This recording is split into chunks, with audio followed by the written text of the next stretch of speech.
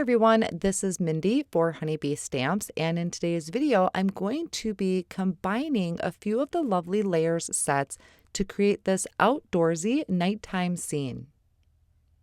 So I'm going to be starting off my card with the lovely layers owl, and I'm going to be showing you a few things here. Third time's the charm, right? That's how the saying goes, and that's how it went with this owl.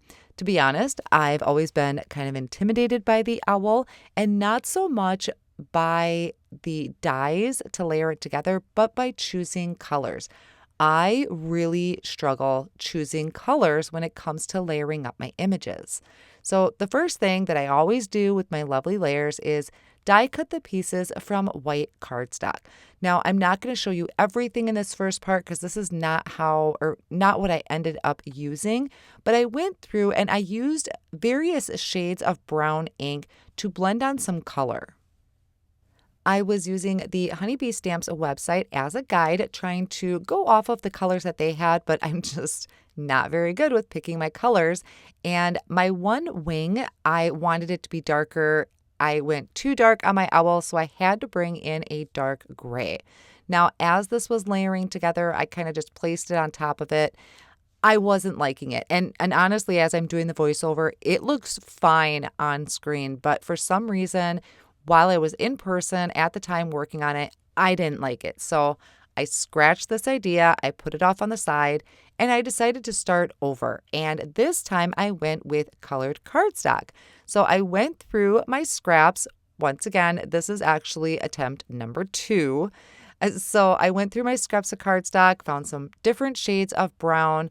I was using my ink blended pieces as a guide, thinking, okay, this is what I did. This is what I want to change.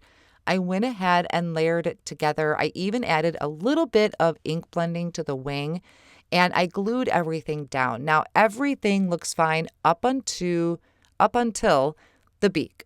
I totally lost the beak, and I was just getting crushed and frustrated at this point. It would have been fine if it wasn't for that beak. I really needed a beak in there to be a different color. So back to the drawing board. I sped this portion up because we've seen this owl a few times now. This time, I did it out of some light gray cardstock. Now, this one I did end up being really happy with. Of course, because it's the third time and this is what you're going to see in the finished project.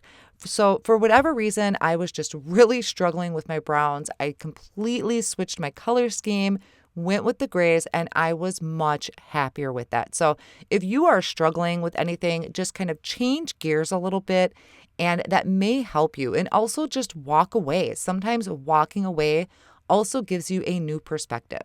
So I really like how this owl turned out, just plain cardstock, and I didn't even do any ink blending to it. Now, I knew I wanted to use these trees, and I was kind of frustrated, so I didn't want to put a ton of effort into these trees, which led me to bringing out my distress spray stains. So for this, I used a bundled sage, I used forest moss, and peeled paint.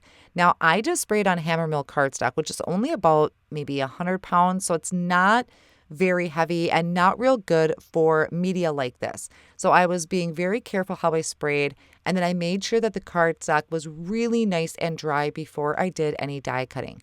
Now, with the trees, there are a couple layers. The base layer I die cut out of the lighter shade of cardstock. The top layer I die cut out of the darker one. Once again, I'm looking at this thinking, I don't like that. I don't like the base layer being that light color. So instead of starting over, I'm just grabbing some Rustic Wilderness Distress ink and a blending brush, and I'm going to go over that base layer. So this is the layer that doesn't have any detail to it. Now I can put these on top of each other, and I liked that a lot better. So I'm going to go ahead and assemble that. I just have the tree trunks cut out of some brown cardstock. That's going to go in between your layers. So you kind of see peaks of it through the branches, which I thought was really fun. I am definitely going to be keeping these trees on the top of my pile because I think they're going to be really great for fall cards. So I'm just using my precision glue to attach everything and my tweezers to place that on top, kind of squeeze it together, make sure it's adhered together really well. So I only did two trees. I could have really filled up the background or even used the trees embossing folder, which I did have sitting off on the side. But what I decided to do instead was I wanted to have a nighttime scene. Now, typically I will ink blend because I love ink blending scenes, but I had put so much effort into that owl. I was kind of spent, but I wanted to finish the card. So I brought out the Adventure Awaits paper pack, and I really loved that nighttime sky. So instead of having that be the entire background, I'm taking a piece of white cardstock and I'm going to use one of the ovals to cut out a window. So I centered that on my cardstock, held that down with Easy C tape, and ran that through my die cut machine. Then I'm going to place some foam tape on the back side of that to pop it up for dimension. I trimmed one of those nighttime sky panels out to 4 1/4 by 5 1/2. I could remove the release paper of my foam tape and attach that to the front. Now at this point, it's just a matter of assembly. And I kind of had an idea what I wanted to do, but you can see here that I do a lot of fiddling. Nothing really comes easy when it comes to figuring out the design, especially something when it has quite a few layers to it. So I use things as guides. I place them there to get an idea where I want things to be. Then I attach them down with either some foam tape and liquid glue.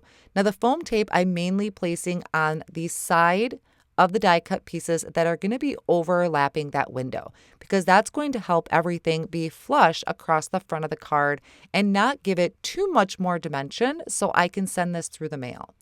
Now you did see here I have a stump that is from the Lovely Layers Slice and Stump die set.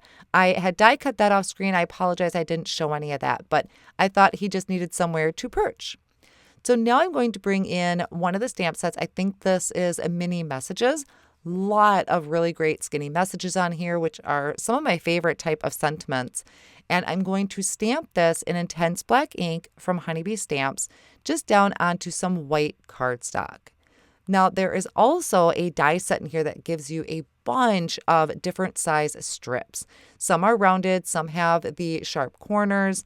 I just found one that fit my sentiment best. And then I trimmed it down just a little bit smaller because there's not going to be a ton of room where I want to place it. I'm going to trim out some thin foam squares into a thin strip, and I'm going to add that onto the side of the sentiment that's going to be overlapping the window. And then I can just place some liquid glue on the other end.